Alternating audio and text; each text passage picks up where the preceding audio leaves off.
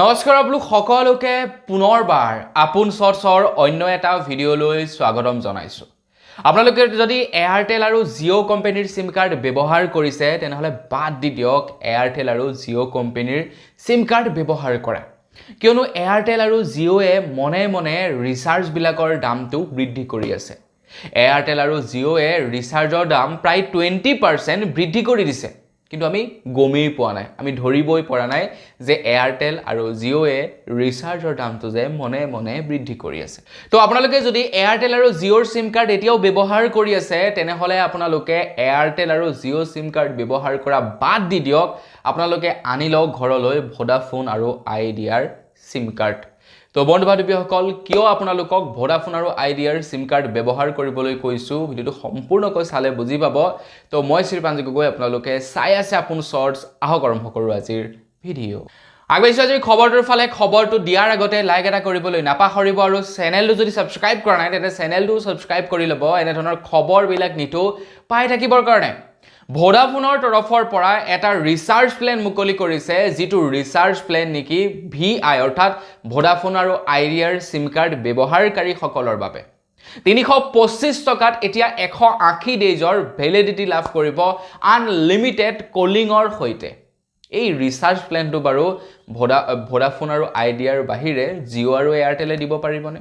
325 টকাত 180 দিনৰ বৈধতাত আপোনালোকে লাভ কৰিব এই ৰিচাৰ্জ প্লেনটো। 180 দিনৰ মানে কিমান দিন হ'বগে? মানে 6 মাহৰ ভেলিডিটি লাভ কৰিব 325 টকাতে মাত্ৰ।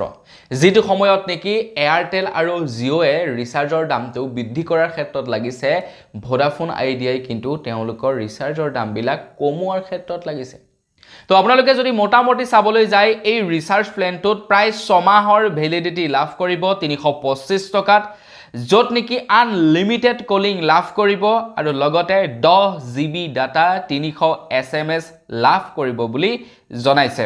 মানে এই ৰিচাৰ্জ প্লেনটোৱে এনেধৰণৰ কাম কৰিব, আপোনাৰ ধৰি লওক 2-3টা সিম কাৰ্ড আছে। এটা ধৰি লওক আপোনালোকে ৰেগুলাৰলি ব্যৱহাৰ কৰে, থাকে ন আজিকালি মানুহবিলাকৰ 2-3টা সিম কাৰ্ড থাকে। এটা পাৰ্মিনেণ্ট ব্যৱহাৰ কৰে যিটোৰে নেকি নেট চলায়, যিটোৰে মেছেজ কৰে।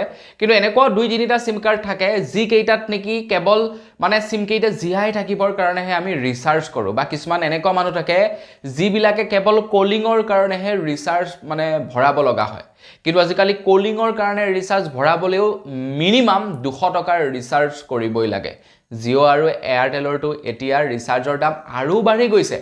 গতিকে সেইসকল মানুহৰ কাৰণে ভোডাফোনে এই ৰিচাৰ্জ প্লেনটো মুকলি কৰিছে 325 টকাৰ। 325 টকাত 180 দিনৰ আপোনালোকে ভেলিডিটি লাভ কৰিব। 180 দিনলৈকে আপোনালোকে চিন্তা কৰিব নালাগে আপোনালোকৰ সিম কাৰ্ডখন কাট খাই যাব বুলি, আপোনালোকৰ সিম কাৰ্ডখন কোনোবাই মানে কাৰোবাৰ নামত ওলাই যাব বুলি, আপোনালোকৰ ইনকামিং আউটগোয়িং নাইকিয়া হ'ব বুলি আপোনালোকে ভয় কৰিব নালাগে। 180 দিনৰ ভেলিডিটি লাভ কৰিব 325 টকাত। তো সেইবাবেই কৈছোঁ যে আপোনালোকে এয়াৰটেল আৰু জিঅ' সিম কাৰ্ড ব্যৱহাৰ কৰা বাদ দি দিয়ক। আপোনালোকে ঘৰলৈ লৈ আনক কি ভোডাফোন আৰু আইডিয়াৰ সিম কাৰ্ড। এইটো কিন্তু স্পন্সাৰ্ড ভিডিঅ' নহয়, আকৌ ভাল লাগিলে নতুনকৈ ৰিচাৰ্জ প্লেন এটা মুকলি কৰিছে ভোডাফোনৰ তৰফৰ পৰা, সেইবাবে এই খবৰটো আপোনালোকক জনালোঁ। তো বন্ধু বান্ধৱীসকল, আজিৰ ভিডিঅ' জনাবলগীয়া সৰু এটা ইনফৰমেশ্যন ইমানে আছিলে। খবৰটো জানি কেনে পালে সেই সম্পৰ্কত জনাব। যদি ভাল লাগিলে লাইক এটা কৰি দিব, চেনেলটো ছাবস্ক্ৰাইব কৰা নাই ছাবস্ক্ৰাইবটো কৰি ল'ব। পুনৰ লগ পোৱাৰ আশা বিদায় মাগিছোঁ। ধন্যবাদ। জয় অসম।